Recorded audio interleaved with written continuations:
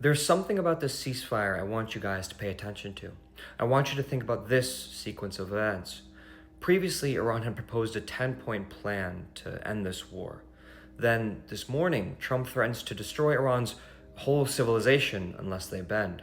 And then, just an hour and change before his threatening deadline, Trump announces a ceasefire, citing Iran's 10-point plan, giving the illusion that Trump actually got a win out of all this.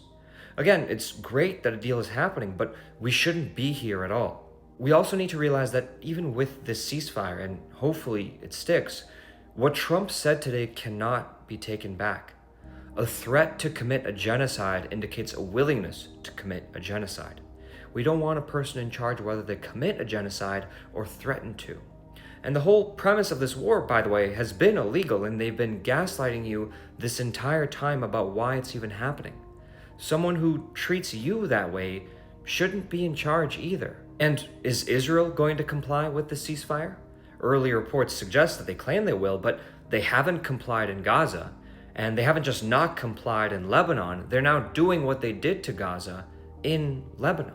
Finally, for those of us in the US, I think it's important to really chew on how the rest of the world views Trump as our collective will, whether that's fair or not. To everyone else, we're just this piece of land teeming with viciousness. Of course, this we is not necessarily fair either. Many of you may not have voted for him, and he's probably, odds are, going after your communities and neighborhoods too, in one way or another. But we're all parts of this mosaic.